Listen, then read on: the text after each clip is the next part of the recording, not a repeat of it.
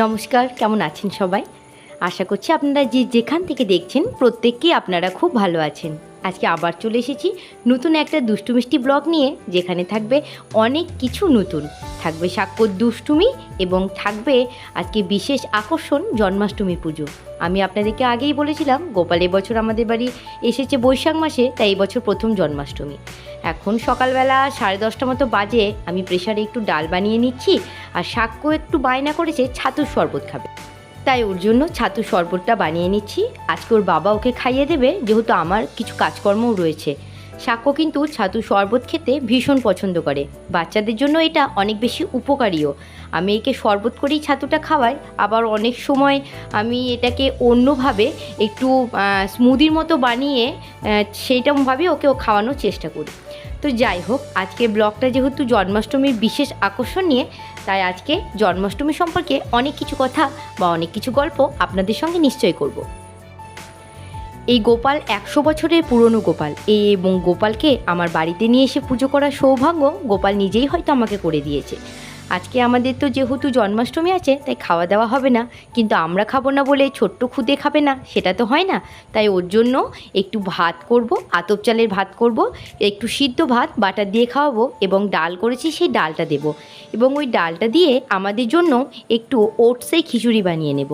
জন্মাষ্টমী আমি তো কোনো দিন ব্রত করিনি, বাড়িতে গোপাল আছে বলে জন্মাষ্টমীর পুজো যেহেতু করব, সেজন্য কিন্তু পুরো না খেয়ে রাত পর্যন্ত থাকতে পারবো না। ছোট বাচ্চা আছে, বাড়ির কাজ আছে, তাই এই কথা বলাই আছে, যদি কেউ না খেয়ে থাকতে পারে অথবা যদি কারোর ওষুধ থাকে, তাহলে সে কিন্তু অবশ্যই খাবার খেয়ে গোপালকে ডাকতে পারে।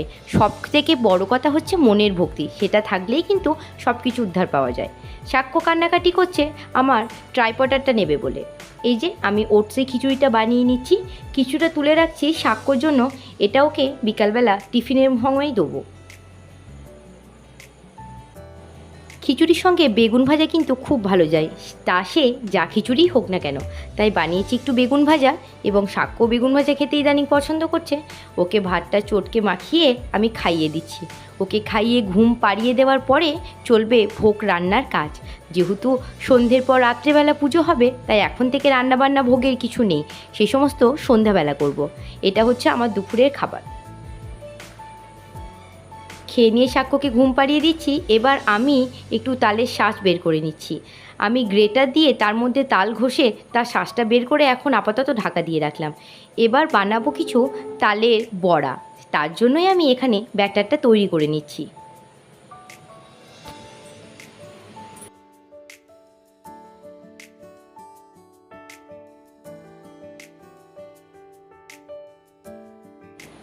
জন্মাষ্টমীতে গোপালকে অভিষেক করানোর সময় কিন্তু যে কোনো মিষ্টি ফলের রস দিয়ে অভিষেক করানো খুবই দরকার। তাই আমি এখানে মোসাম্বি লেবু নিয়েছি এবং তার রসটাই বের করে নিয়েছি। মোসাম্বি লেবু রস দিয়ে গোপালের অভিষেক করা হবে। যেহেতু ভোগ ভাজার জন্য অন্য গ্যাস ব্যবহার করা হয়, তাই আমাদের নিত্যদিনের ব্যবহারের গ্যাসটা নিচে নামিয়ে দেওয়া হয়েছে, এবং সেই গ্যাসটা নিয়ে সাক্ষ্য নিজের মতন খেলা করছে। আমি এখানে পায়েস বানিয়ে নিচ্ছি, এবং গোপাল সোনার দোলার জন্য যে দোলনাটা, এটা ফ্লিপকার্ট থেকে অর্ডার করেছিলাম, সেটাই সাক্ষ্য এবং সাক্ষ্যর বাবা আঠা দিয়ে ঠিক করে নিচ্ছে।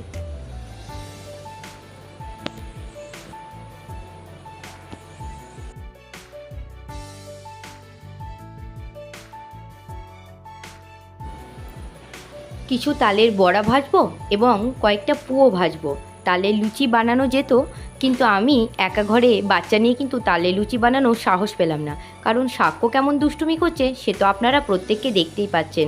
তাই ওকে সামলে সব কিছু করে ওঠা খুব মুশকিল। এখানে পুজোর জোগাড় মোটামুটি কমপ্লিট, এখন গোপালের অভিষেক করছে। আর যেহেতু আমাদের ঠাকুরমশাইয়ের জন্য বাইরে কোথাও যেতে হয় না, সাক্ষ্যর বাবা নিজেই বাড়ির পুজোগুলো করে, তাই খুব একটা অসুবিধাও হয় না। পুজো প্রায় শেষের দিকে। আমার চ্যানেলের প্রত্যেকটা সাবস্ক্রাইবারের জন্য গোপাল সোনার কাছে আমি অবশ্যই প্রার্থনা করব, সকলের জীবন যেন খুব ভালো যায় এবং সকলে যেন খুব ভালো থাকে, সুস্থ থাকে। আজকে ব্লগটা আপনাদের কেমন লাগলো অবশ্যই আমাকে কমেন্ট করে জানাবেন। ততদিন সবাই ভালো থাকবেন, সুস্থ থাকবেন। দেখা হচ্ছে পরের কোনো নতুন ব্লগে।